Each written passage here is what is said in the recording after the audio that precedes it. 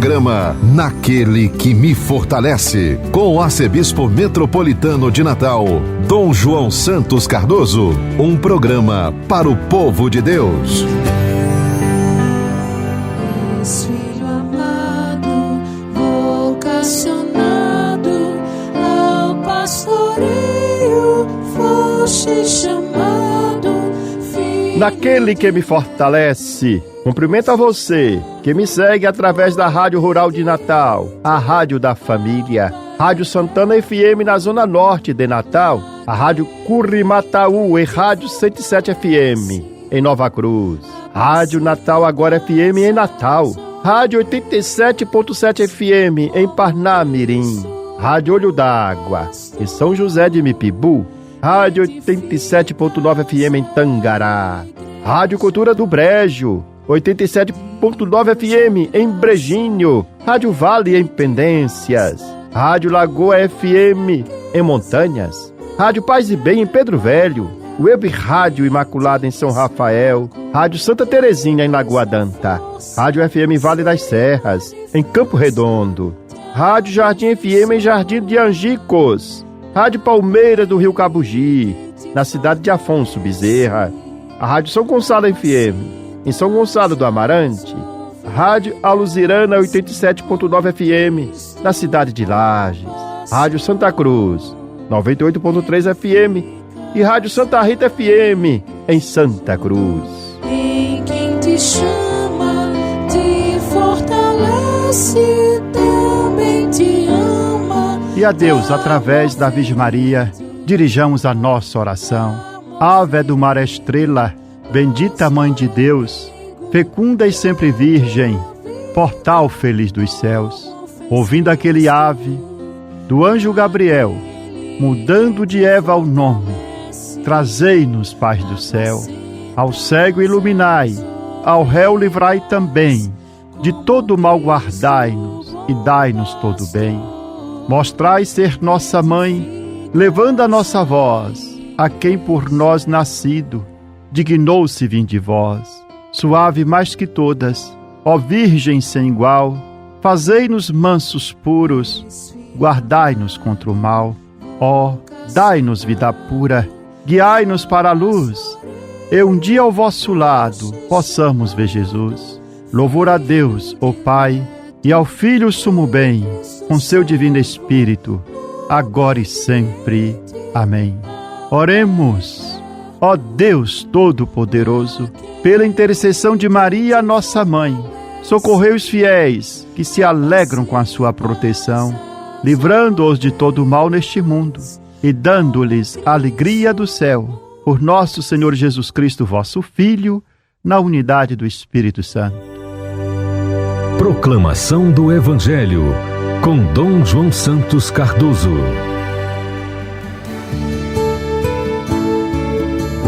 Nesse domingo, nós celebramos a dedicação da Basílica de Latrão. O Evangelho proclamado em nossa liturgia é o de João, o capítulo 2, o versículo de 13 a 22. Assim narra o evangelista. Estava próxima a Páscoa dos judeus, e Jesus subiu a Jerusalém. No templo encontrou os vendedores de bois, ovelhas e pombas, e os cambistas que estavam aí sentados. Fez então um chicote de cordas e expulsou todos do templo, junto com as ovelhas e os bois. Espalhou as moedas e derrubou as mesas dos cambistas. E disse aos que vendiam pombas: tirai isto daqui. Não façais da casa de meu pai uma casa de comércio. Seus discípulos lembraram-se mais tarde que a Escritura diz: o zelo pela tua casa me consumirá. Então os judeus perguntaram a Jesus: que sinal nos mostras para agir assim? Ele respondeu: destruir esse templo, e em 3 dias o levantarei. Os judeus disseram: 46 anos foram precisos para a construção deste santuário, e tu o levantarás em 3 dias? Mas Jesus estava falando do templo do seu corpo. Quando Jesus ressuscitou, os discípulos lembraram-se de que ele tinha dito e acreditaram na Escritura e na palavra dele. Palavra da salvação, glória a vós, Senhor.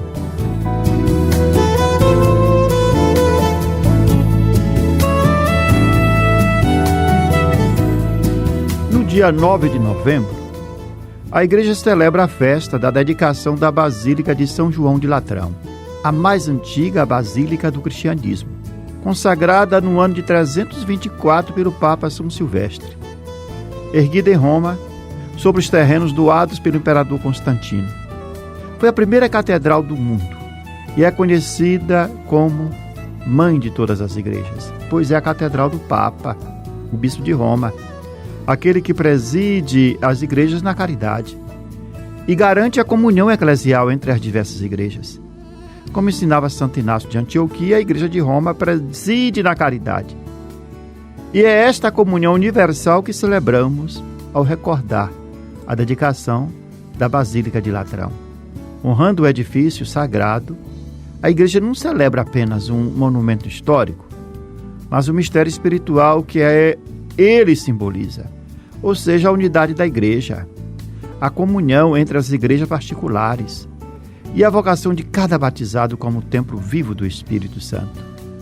No Evangelho segundo João, durante a festa da Páscoa, Jesus subiu a Jerusalém e encontra o templo transformado em um grande mercado. Ele ficou profundamente indignado com a profanação da casa do Pai. Faz um chicote de cordas, expulsa os vendedores e cambistas, derruba as mesas e espalha o dinheiro, proclamando: não façais da casa de meu Pai uma casa de comércio.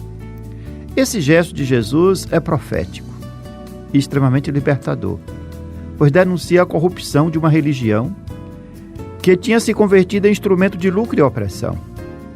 Jesus purifica o templo para restabelecer sua verdadeira finalidade, ou seja, ser lugar de encontro, de oração e de comunhão com Deus e não espaço de exploração e aparência de religiosidade. Quando ele declara: destruir este templo, em 3 dias o levantarei, Jesus fala de si mesmo como o novo templo do seu corpo morto e ressuscitado.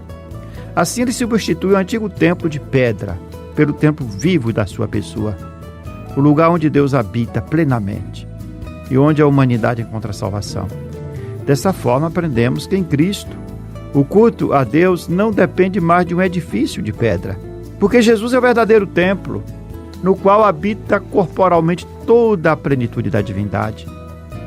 Nele acontece o verdadeiro encontro entre Deus e a humanidade, e é por meio dele que o Pai é adorado em espírito e em verdade. Ao mesmo tempo, as palavras de Jesus apontam para o seu corpo místico, ou seja, a igreja, que nasce do seu lado aberto na cruz, fonte de vida e de graça para o mundo. Na igreja, ou na cruz, a água e sangue que brotam do coração traspassado de Cristo se tornam sinais dos sacramentos que geram e sustentam a vida nova dos fiéis.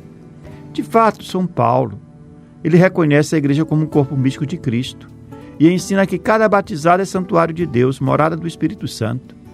Nos fala São Paulo na carta aos Coríntios: acaso não sabeis que sois santuário de Deus e que o Espírito Santo mora em vós?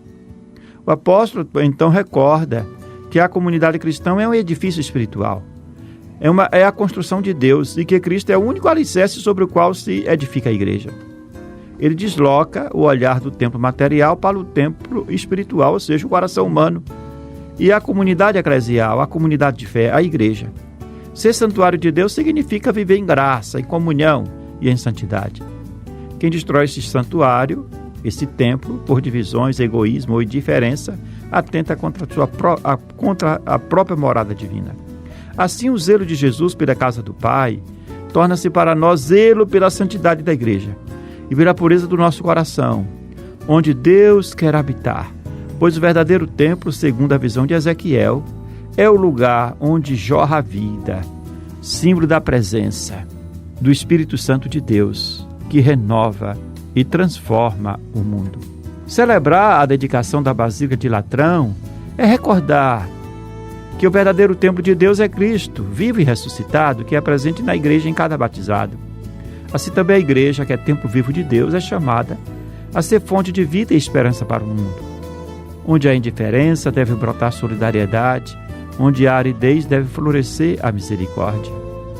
Que o Espírito Santo renova em nós o zelo pela casa de Deus, o zelo pela santidade, pela comunhão, pela pureza do culto e pela caridade.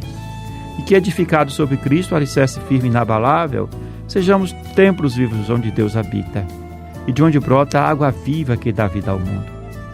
Que o zelo pela casa de Deus também nos consuma em amor, em fé e em serviço, para que, no templo do nosso coração, o Senhor seja adorado em espírito e em verdade.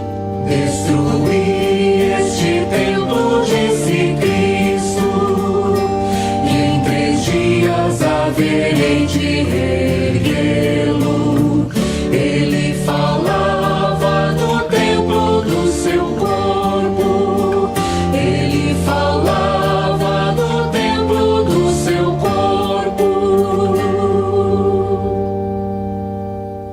Ó Senhor, de coração eu vos dou graças, porque ouvistes as palavras dos meus lábios. Perante os vossos anjos vou cantar-vos, e ante o vosso templo vou prostrar-me. Destruí este templo, disse Cristo, e em 3 dias haverei de erguê-lo. Ele falava do templo do seu corpo, ele falava do templo do seu corpo. Eu agradeço vosso amor, vossa verdade, porque fizestes muito mais que prometestes. Naquele dia em que gritei, vós me escutastes e aumentastes o vigor da minha alma. Destruí este templo, disse Cristo, e em 3 dias haverei de erguê-lo. Ele falava do templo do seu corpo, ele falava do templo. Você está ouvindo Naquele que me fortalece, com Dom João Santos Cardoso. Palavra que evangeliza. No primeiro capítulo da exortação de Lex Ité, o Papa Leão XIV propõe um desafio à Igreja e à sociedade. Qual é? É o de associar ao compromisso concreto com os pobres uma mudança de mentalidades que tenha incidências culturais. Não se trata apenas de promover a assistência social, mas de transformar o nosso modo como olhamos para os pobres e como organizamos a vida coletiva. E essa mudança constitui uma conversão cultural inseparável da conversão espiritual, pois o modo como nós vemos os pobres revela o modo como nós compreendemos Deus. Papa Leão XIV denuncia a ilusão de uma felicidade fundada na acumulação de bens e no sucesso pessoal, alimentada por uma cultura que descarta os outros sem sequer se aperceber, tolerando com indiferença que milhões de pessoas morram de fome. Essa mentalidade enraiza-se em ideologias meritocráticas e individualistas, que reduzem a dignidade da pessoa humana à produtividade e fazem crer que a pobreza é culpa pessoal, que o pobre é preguiçoso. É o preconceito que muitos têm quando vê um pobre. E o resultado é uma cegueira ética, na qual os pobres se tornam invisíveis ou incômodos, e a desigualdade passa a ser aceita como preço inevitável do progresso. A mudança de mentalidade desejada por Leão XIV tem, portanto, amplas incidências culturais, pois implica reconstruir as bases da convivência, substituindo a lógica da competição pela cultura da solidariedade. O Papa fala de uma renovação cultural, que não se limita a políticas públicas, mas exige um novo ethos social e uma espiritualidade do cuidado e da partilha. Trata-se de educar o olhar e o coração, para reconhecer o outro, especialmente o pobre, como sacramento da presença de Cristo, E essa é a grande revolução cultural do Evangelho, em que o pobre deixa de ser problema, deixa de ser incômodo para nós e se torna lugar teológico, rosto visível do Senhor. Os preconceitos que ainda resistem à conversão são denunciados pelo Papa Leão XIV com grande vigor. A meritocracia que glorifica os vencedores, o economicismo que mede o valor das pessoas pelo que produzem e o assistencialismo que infantiliza ou reduz os pobres à condição de objetos, negando-lhes protagonismo. A Dilexité afirma que os pobres existem, que os pobres não existem por acaso nem por destino amargo, mas são vítimas de estruturas injustas e mentalidades que perpetuam a exclusão. Romper com esses preconceitos significa redescobrir a centralidade do Evangelho e da fraternidade humana.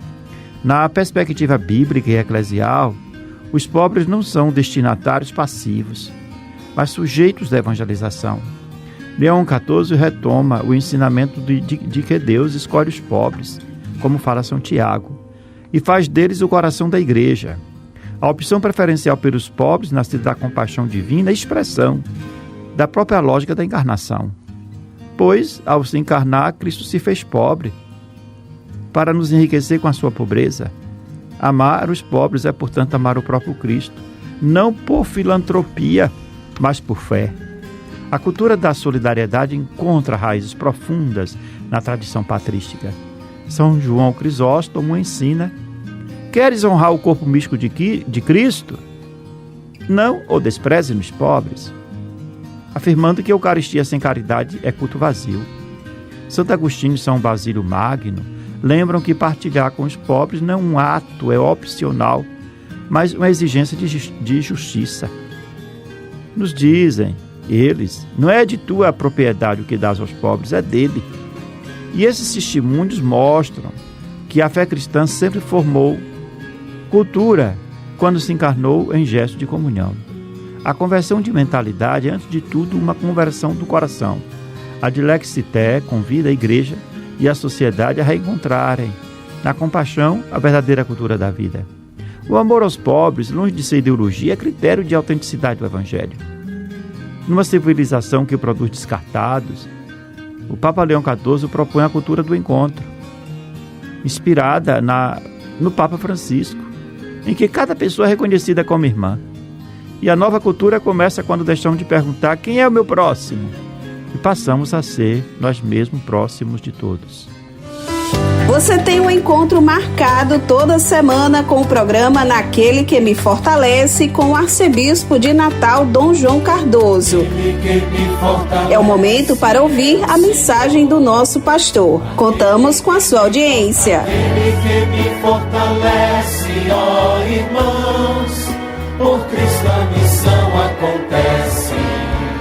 Aquele que me fortalece é o Senhor. Aquele que me fortalece é o Senhor. Aquele que me fortalece, ó irmãos, por Cristo a missão acontece.